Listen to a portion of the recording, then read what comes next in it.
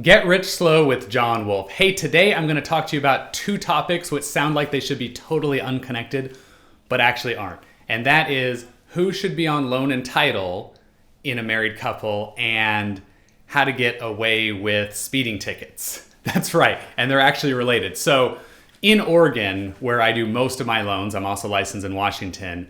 Oregon is specifically not a community property state. Most of the rest of the US is, but not all of it.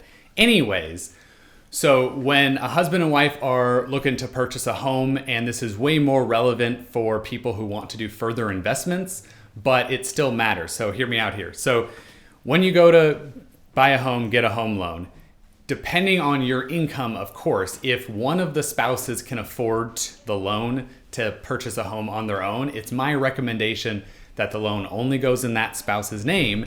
And then you can decide separately if you want both spouses on title, but I would just advise you not to. Why?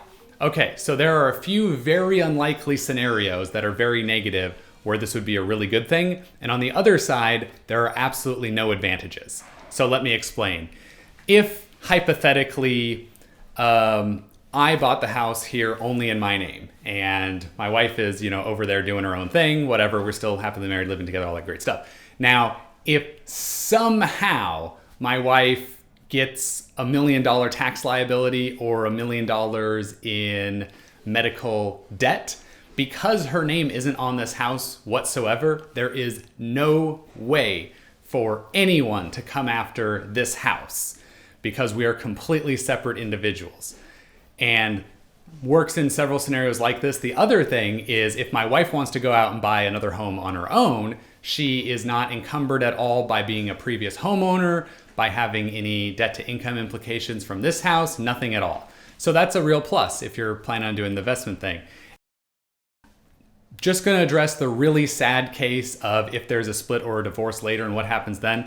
Well, in Oregon and everywhere else I'm aware of as well, if you actually do a divorce or a death, that's one point in time where you, as a married couple, are not completely separate individuals. There are legal processes that take place there. They won't really be affected by whose name is on loan or title, other than the fact that if a judge awards one spouse a home and both people are on loan and title, then what typically happens, and talk to your lawyer about what should happen, but what typically happens is one of the names is removed from title, but they're still stuck on the loan unless the other spouse can and chooses to refinance. And the fact that the spouse who's no longer ex-spouse is no longer living at the home but is on the mortgage is probably going to make it really hard for him or her to purchase homes or maybe even cars because that home loan will stay on their debt to income ratio. So I don't want to talk about that bad situation, but having them as separate as possible from the get-go would make that terrible thing smoother. But I would want you to focus on the potential advantages, more opportunity for investment, and just reducing your risk. And let's talk about the advantages of both spouses being on title together. Okay, that's all of them. And finally, let's talk about how you can use this exact same idea to get out of speeding tickets and red light tickets. So first of all, I have to tell you, if a cop pulls you over, stops you, looks at you, and catches you, this advice isn't going to help for that. But I don't know about you, but I've definitely been seen by photo radar and photo red lights before. And I want to tell you, especially if you're thinking about moving to Oregon and you're going to be registering your vehicles again anyways, a really great trick to know. So any kind of automated ticket, and I'm not talking about toll bridges because the owner of the car just has to pay that. It's not really a ticket, but any kind of automated ticket, like a photo red light or a photo radar, what's necessary for them to actually give you the ticket is they have to have a picture of you proving that you did it, and they send that named and to the person the car is registered for. So the car that I drive on a regular basis is solely registered in my wife's name.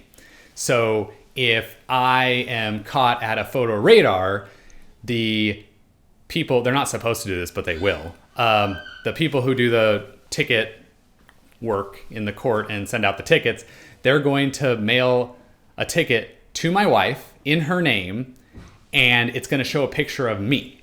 And all she needs to do to not pay the ticket, not worry about it, and it just goes in the garbage, bye-bye, is put a copy of her photo ID in, return it, say it's not me. You know, it's really funny because the ticket actually has written a place in it for you to write who it was if it wasn't you. Don't bus roll people. There's no reason for you to do that.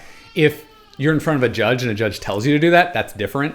But you're no obligation to bus roll your spouse ever. Now, that is a fantastic strategy for getting out of those stupid, annoying automated tickets. Not that I'm telling anybody to speed. Be safe out there. I don't want anybody to get hurt. So if you are moving to Portland or if you're buying a new car and it's at all possible for you, kind of similar to my advice on the home loan, only put it in one spouse's name, and in the case of the car, put it in the opposite spouse that's going to be using that most of the time. Does that make sense? And hey, there's a bunch going on that I'm really excited to tell you about. I'm not sure if this video is going to go out before that one, but anyways, stay tuned. Have an awesome day, and smash that like button, subscribe, give me some love. Take care.